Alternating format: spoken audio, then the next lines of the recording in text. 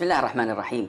الحمد لله رب العالمين، وصلى الله وسلم وبارك على المبعوث رحمة للعالمين سيدنا محمد وعلى آله وصحبه أجمعين. أما بعد، السلام عليكم ورحمة الله وبركاته.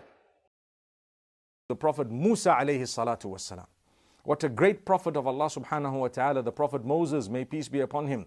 He is the one who's mentioned the most in the Quran. His story takes up a large part of the Quran. Many surahs, many chapters have the story of Moses, Musa alayhi salam, or part of it. And a lot of his prayers are made mention of. You know, he was young, and as he was young, he grew up. When he was growing up, in the first or second episode, we spoke about how he punched someone and as a result the person died. Immediately he admitted his fault. What did he say? هَذَا مِنْ عَمَلِ الشَّيْطَانِ. He says, Oh Allah, ظَلَمْتُ نَفْسِي. Oh Allah, I've wronged myself. Look at the words. Oh Allah, this is from the handiwork of the devil. Oh Allah, if you don't forgive me, I'm going to be a loser. Subhanallah. So to admit your sin is one thing. Then you call out to Allah subhanahu wa ta'ala. You know, you can blame shaitan for everything because shaitan definitely is at work all the time. But it's a good gift for a believer to blame the devil so that he comes out of it. You know, I always tell people who don't get along with each other that what a great gift it is when you can just say, no, my brother, you know, shaitan came to me and shaitan made me do this and shaitan made me do that. And the brother will say, yeah. I know, I understand. Shaitan came to me too, and then you embrace each other and you hug each other and you sort your problem out. And who was blamed? Shaitan. Although sometimes we do become little devils ourselves, but may Allah subhanahu wa ta'ala not let that happen. However, it is not wrong to blame shaitan, because even in the Quran we're taught that the prophets of Allah also said that was shaitan. You know, look at Musa alayhi salam. He says, هَذَا مِنْ عَمَلِ الشَّيْطَانِ. This is from the handiwork of the devil. I'm not this way. This is not me. You know, I shouldn't have done this and I shouldn't be doing this. So that was something that we had already spoken about. But as a result, they began to look for him, and he left the city upon the advice of a man who came to him saying, if you want to be saved, you need to now leave the city. As he's leaving the city, he called out to Allah.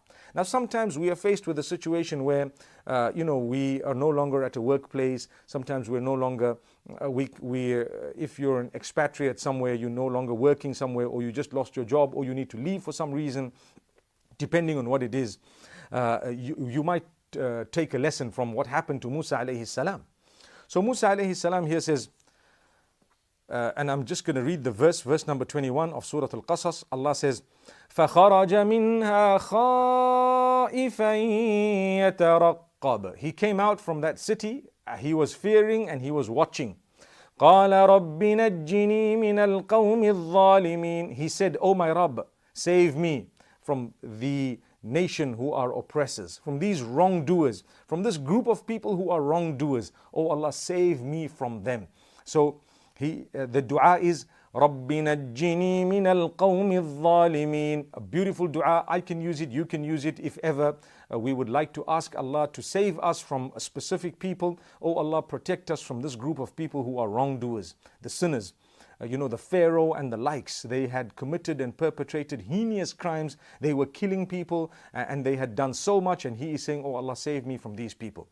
And then Allah says, وَلَمَّا تَوَجَّهَ تِلْقَاءَ مَدْيَنَ قَالَ عَسَى رَبِّي أَن يَهْدِيَنِي سَوَاءَ السَّبِيلِ. When he faced the city of Midian, because now he was heading in that direction, he made a dua. He says, oh my Rabb, I have hope in you that you will guide me to the best of paths, to the straightest of paths.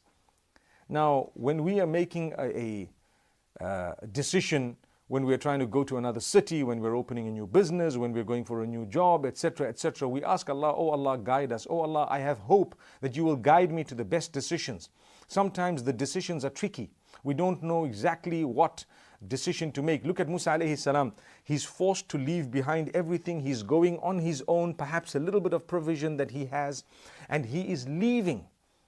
And he's saying, oh Allah, I have hope in you that you're going to guide me to the straightest of paths, to the best of decisions. So he says, عسى ربي أن يهديني سواء السبيل. Let's fast forward a little bit. So he gets to Madian, he sees these ladies, he helps them with the quenching of the thirst of their flock, and thereafter he makes a dua to Allah. As he's reclining under the tree, he asks Allah something else. He says, رَبِّ إِنِّي لِمَا أَنزَلْتَ إِلَيَّ مِنْ خَيْرٍ فَقِيرٌ. That is a beautiful verse that Allah subhanahu wa ta'ala makes mention of, where Musa alayhi salam is saying, "Oh my Rabb, I am in dire need of any goodness that you are going to send in my direction right now." Subhanallah. Rabbi, oh my Rabb, oh my Lord, inni lima anzalta ilayya min khairin faqir. I am, for anything good that you are going to send in my direction, in great need. I'm in great need of anything, any form of goodness. So whether it was food or drink, whether it was material, no matter what it was, and he did not know exactly what's going to come in his direction. But as a result, guess what happened? Imagine this dua. Rabbi inni lima anzalta ilayya min khairin faqir. Remember that dua. As a result, Allah subhanahu wa ta'ala bestowed him with someone who comforted him by listening to his story, number one. And this shows us that when you have a trustworthy person that you can relate your story to, or you can trust with what's happened, it's good sometimes to speak, but remember, you need a trustworthy person. Musa alayhi salam did not just speak to anyone and everyone. Musa alayhi salam did not just come and say words to anyone he met that, this is what happened, that's what happened. But rather what he did, he called out to Allah to help him, and then he found someone he could trust. And after that, he told this man the story. And there were a few signs that he saw that would prove that this person is actually genuine, And after that, he found a confidant. Then he found a job. Subhanallah. He got a job as a result of this dua. The job lasted 10 years. And after that, he found a wife. Subhanallah. So marriage came. First, he found a very good friend who became his father-in-law, so marriage, and his boss, which means he found a job. Subhanallah. If people are looking for jobs, looking for spouses, looking for so many things. Rabbi inni lima anzalta ilayya min khairin faqir. Oh Allah, whatever goodness you're going to bestow upon me, I'm in desperate need of it right now. Subhanallah. And we repeat the dua, and there are so many other supplications. It's not just this one. Now, someone might ask, how many times should we repeat that dua? A lot of people ask me a question. There's this dua in the Quran. How many times should I repeat it? Someone told me to say it 100 times.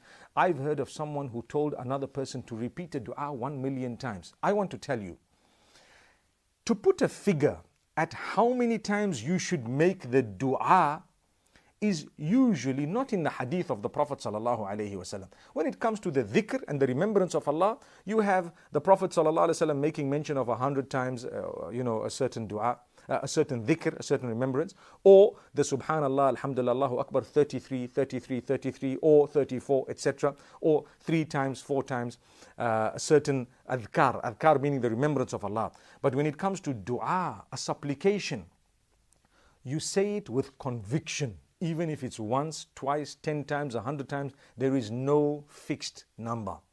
You need to call out to Allah based on your conviction until you are happy that I've called out to Allah. And you might want to repeat it and repeat it again. At every moment that you think about it, you may repeat it. It's permissible. There's no cap and there's no recommended number by the Prophet ﷺ. Some people might recommend numbers, but that's not from the Prophet ﷺ.